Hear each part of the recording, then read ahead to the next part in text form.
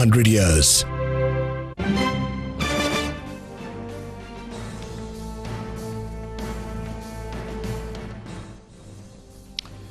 Okay, welcome back. There's 20 minutes to go for close, 22 actually to go for close. We are at 26 points plus 17,848 is where we are trading at. It's time now for our segment D Street Chatter. Nimesh is standing by to get us an insight into what is picking up from dealing rooms. Nimesh, over to you. Thanks, Mishad. So, a marginal profit booking, so to say, about that psychological 60,000 mark. But there is a bit of a Friday factor as well playing out in the mid cap and small cap. So typically you see this, profit booking towards the weekend. So that's playing out in the mid cap and small cap. But there is lack of larger institutional participation in today's trade. That's the sense I'm picking up, that there is no big flows either from the FIs or for the DIs. In terms of sectors, technology is clearly an rank outperformer even in today's trade on the back of strong Accenture numbers. But it's a metal pack which is under pressure today on renewed concerns of some payment concerns with regards to Evergrande. So that's actually putting some bit of pressure on the metal names. But broadly, bit of profit booking at higher levels, but lack of participation as well from the larger institutions. All right. What about stock specific? Nimesh, what are you picking up? So the first name is Bharti Airtel. There is a lot of blocks also changing hands in the last few days. I understand a leading long only FI seems to be a buyer in that particular block. But apart from that, for the sector per se, there is a lot of chatter about the imminent tariff hike as well coming soon. So that's something to watch out for. And the fact for Bharti Airtel, it goes ex-strike today. So you're going to see some bit of volatile trades in Bharti Airtel for the next few days. So that's the first one. Second stock is Asian Paints. The entire home building space seems to be doing good today. But as far as Asian Paints is concerned, I believe there is a strong buy flows as well at the FI desk. So that's pushing the stock higher. The third stock is Adani Enterprise. In the morning when the markets were up, there was a lot of action at the HNI desk, some bit of buying as well. I believe for Adani Enterprise, the next big trigger is going to be the Adani Wilmar IPO clearance. So that is something which will could potentially re-rate the stock. So that's why some of the HNI investors seems to be betting on. And the last stock is Pidilite. Again, the whole home building space is doing good, but on Pidilite, there is a strong buzz of some corporate development as well. So that's the reason why even Pidilite is buzzing in trade today. Got it, Nimesh. Thanks a lot for that. Well, let's go back to Mitesh, who's standing by to give us a couple of trading calls. Mitesh, fill us in. Yeah. So I would suggest a buy on M&M with a stop at 764 for targets of 800 and STBT on Marico with a stop at 563 for targets of 548. Okay, thanks very much, Mitesh, for that. We'd reported yesterday, my colleague Ekta had reported that Lupin is planning to enter into the diagnostic space. By the way, stocks are taking note. Incumbents are taking note. Dr. Lal, for example, I saw in the morning was lower. Metropolis was down a little bit. So maybe, a little trepidation ahead of the launch by Lupin. Credit Suisse, by the way, has also put out a note on the same. I mean, just talking about what Lupin is saying, taking off from what Ekta reported. Ekta, tell us more. What is Credit Suisse saying? Well, yes, Credit Suisse has basically said that the competitive intensity is increasing as Lupin is entering into diagnostics. Lupin is close to, in fact, launching full-fledged operations in diagnostics in West as well as East India. So far, pharma companies were not present in the diagnostic space despite good doctor connect. The entry of Lupin marks a new trend of pharma companies diversifying into diagnostics. It's an asset-light model, can potentially attract more pharma companies. Doctor relationships are potentially synergistic between pharma and diagnostic business. Hence, the prescriber network could in fact be leveraged. Credit Suisse says on Lupin's entry into diagnostics, the company has already set up a national reference lab in Navi Mumbai, something that we had reported yesterday. The company is scouting for franchise partners, is looking to set up a collection network across West and East India, and they already have an experienced team which they've hired. Now, diagnostics will be a part of a wholly owned subsidiary called Lupin Healthcare. On Metropolis, interestingly, Credit Suisse has said, they've pointed out that the concern is that competition, in fact, is increasing in the home market of Mumbai. They have an underperform with a target price of 1700 on Metropolis. Got it, Ekta. Thanks a lot for that. Well, in fact, the stock price move is quite interesting. If you just pull up the last, maybe a last 6 month chart, you'll see that the stock has come up big time from the high point. I think it's off close on 25 points from the peak. Dipan, what's your view on Lupin? The stock is, only around 7-8% away from its 52-week low, in fact. At current reckoning, how would you view it? Good afternoon, and thanks for having me on your show. I'm not that enthused about Lupin getting into diagnostic space. It's a completely different business. They don't bring anything valuable to the table. They don't really have any edge, except that their balance sheet may be strong. And why are they getting into this space? Are there not enough opportunities in the pharmaceutical space in domestic as well as global market? That's the question I want to ask. But nonetheless, I think Lupin has been struggling with US FDA issues. But notwithstanding that, I think next couple of years may be very interesting for Lupin as the specialty business starts to scale up. And some of the interesting filings which they have done in the US market, which are typically hard to manufacture products with high margins, those should start contributing quite positively to the earnings of the company. So per se, not negative on Lupin, but I'm just not that excited about the entry into diagnostic space. As I said, I think there are very well-entrenched players, and they certainly will give a very good fight to Lupin unless it's something completely different what the management has in mind. Yeah. Point taken. Apollo Hospitals, just sticking with the healthcare space, Apollo Hospitals is down big time, 7% or so.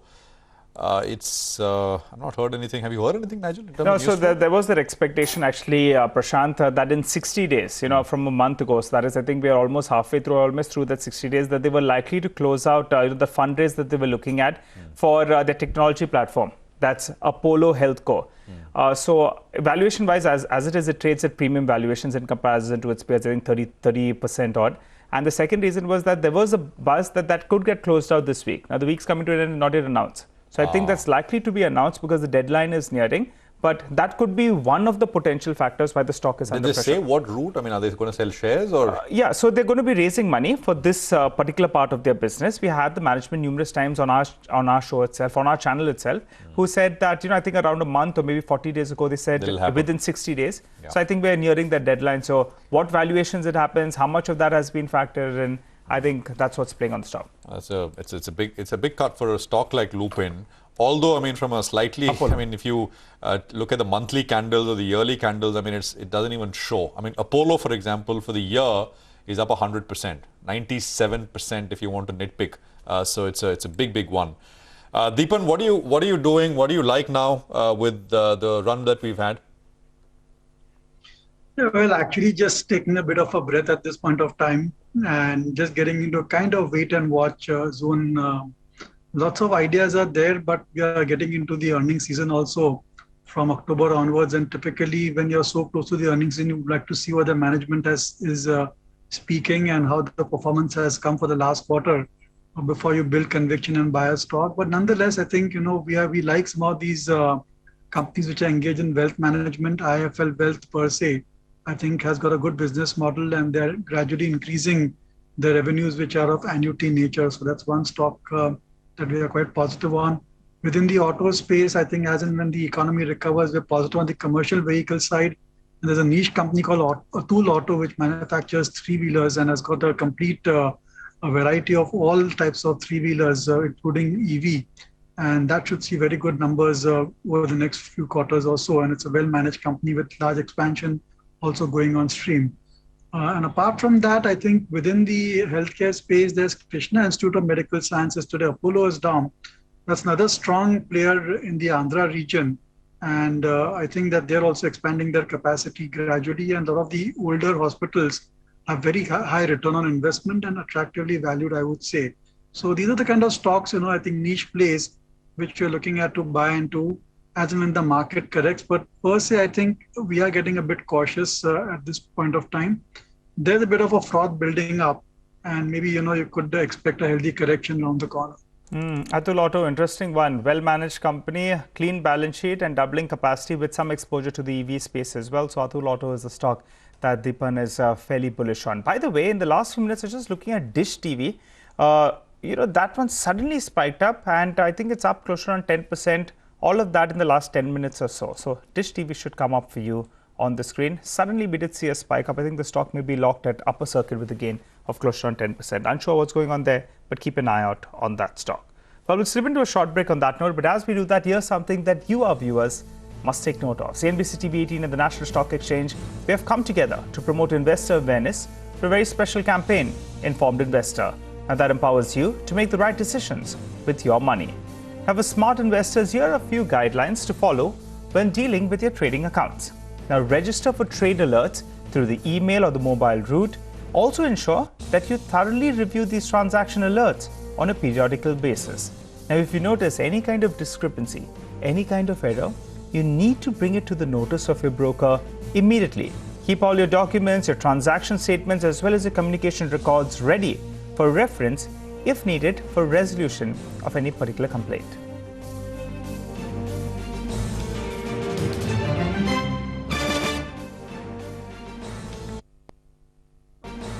Well, the markets are managing to hold in the green as we speak. We're up still close to around 30 points. But just pull up the European markets. They are struggling. You have the CAC, the DAX, as well as the FTSE. All of them are under some pressure. In fact, the CAC is down close to around 1%. So clearly, things are not very great in terms of the global front after the rally that we saw in yesterday's trading session. There is some profit taking that we're seeing. And on the bottom of your screen, you have China's central bank. Well, they're saying that overseas cryptocurrency exchanges, well, they're looking at banning it or they've banned it. So on the back of that, you have the Bitcoin. I'm just looking at the Bitcoin. That's corrected from around that 44,000 odd to around 43,500 odd. So it's a 1,000-point correction is what we're seeing on the Bitcoin as well. But a good time to get you some market opinion as we hit fresh all-time highs today. Earlier today, we spoke to Mr. Ramdev Agarwal, chairman and co-founder of Motilal Oswal Financial Services. Let's listen in to what he had to tell us. I think caution has been the buzzword even from bottom of 7,000-8,000 Nifty. I mean, the questions are always how far it can go, can it correct? So the fear of correction and crash. So those are the things which have been, for last 15 months, it has been going on. Of course, now the caution is a lot more louder, but that's been the journey of this entire last 15 months. So I don't think we are in for a major 50% kind of drop. Yes, but 10-15% drop, anytime it can happen. It is part of the life. Investing is about playing safe. First you have to protect your capital and look for adequate return. So I'm talking about investing, not about the speculation. Most of the people, they do speculation in the name of investing. So that you have to guard. You have to be very careful. Are you speculating or investing? Well, that difference is important in your mind because, that will determine holding periods and what you want to do if the position goes the other way as compared to what you thought. 27 points. We're just counting down. There's 7 minutes to go for close. Dipan and Mitesh are still with us. Mitesh, anything new popping up on your screen? Anything you want to highlight in terms of moves? Not much, I think, except for the fact that a couple of cement names are showing weakness. In fact, if you see Ultratech as well as Ambuja, which we had a sell call upon, I think are both getting into corrective mode. So maybe, some distribution is happening with iron, which is ferrous stocks, and cement stocks showing profit booking signs, but the banking and financial side remains strong. Okay, all right. Thanks a lot for that, Mitesh. Well, Dipan, I think we can squeeze in one quick question. Tire stocks, Apollo Tyres is under some pressure. I was looking at a couple of reports which indicated that could possibly be a shortage of carbon black. Earlier the week, there was a talk of price increases coming on. Your view on some of these tire stocks, they've recovered big time from the recent lows, but how would you view them from now on?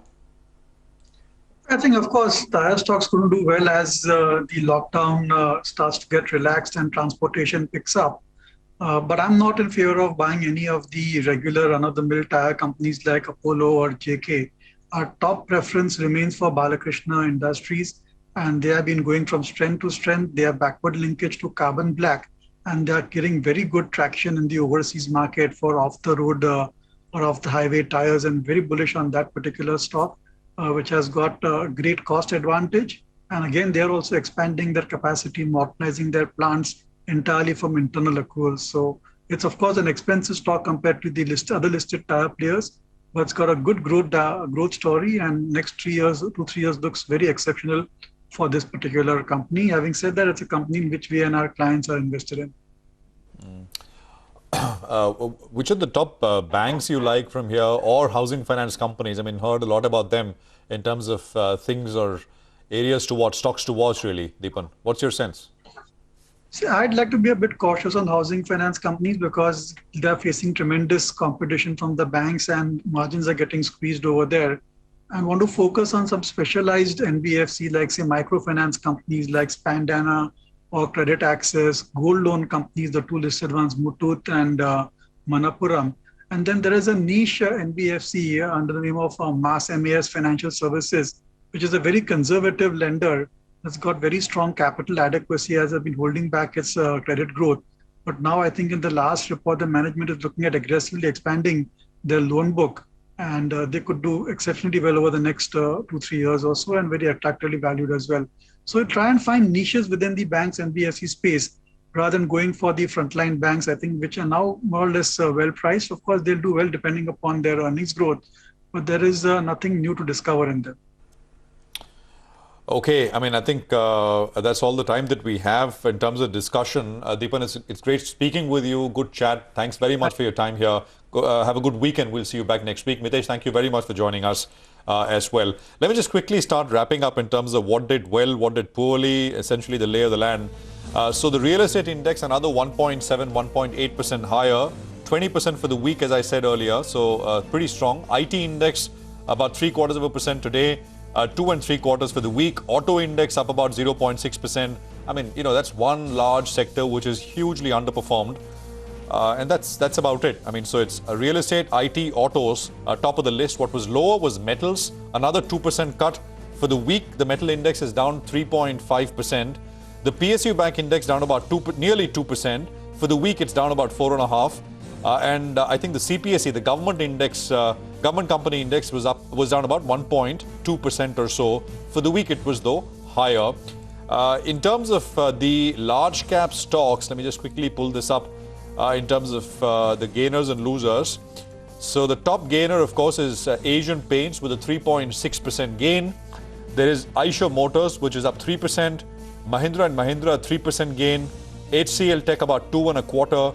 Bharti Airtel about 2%, and I think HDFC Bank was up nearly 2% as well. Losers in the form of, metals essentially. Tata Steel, JSW, top 2 losers. Divi's Laboratories down about 2%. SBI down 2%, and there was Shree Cements, which was down about 1.9% as well. So that's large caps for you. Nigel, broader markets. Well, broader markets were relative underperformers today, and a few of the stocks that did see selling. You had Apollo Hospitals, that stock did see selling. Remember, yesterday it ended virtually at the high point of the day. The last couple of days, there was buzz that they were looking to raise some money, via some stake sale in one of their units. That is likely to conclude. It didn't happen by the end of this week, so that's why that stock did come in for some selling. You had Dr. Lal Patlab as well, was down close to around 4%. Alembic Pharma was under some pressure, and some of those unlocked trades that have done very, very well, they gave up some of the gains. Interglobe Aviation was down 3.5%. PVR did see some selling in today's trading session, and it's a Friday. The United Breweries, after having a great week, it ended under pressure, down close to around 3% odd. Not United Spirits, that's still holding pretty steady, but United Breweries was under pressure, so maybe the weekend belongs to whiskey, not in fact beer, because going by the stock performance. But take a look at some of those gainers. There were plenty actually. So let's pull up a few of those. Oberoi Realty, after the big run that we've had, that stock did end virtually at the high point of the day. In the final hour of trade, we highlighted the fact that Dish TV suddenly spiked up. Now we'll be wondering why, in fact, we did see such a big return out there. But interesting to see whether there is some news flow that will follow. GNFC was a stock that did do well, was up close to around 4.5%. In the last hour, we did have Relige as well that moved with very, very large volumes in trade. And Delta Corp. Remember, there is that reopen trade that is played out on Delta Corp. They've got permission to restart operations in Goa. So that stock did well. And the next few days, it'll go into the F&O market as well, from where the challenge could start. But that stock did do well. Some cement stocks were under pressure, but Sagar Cements, in the last hour of trade, there was some decent volume addition out there. And that's why that stock did end with a gain of close to around 3.5%. So we'll wrap up on the show. That's on closing bell. And we'll wrap up for the week as well.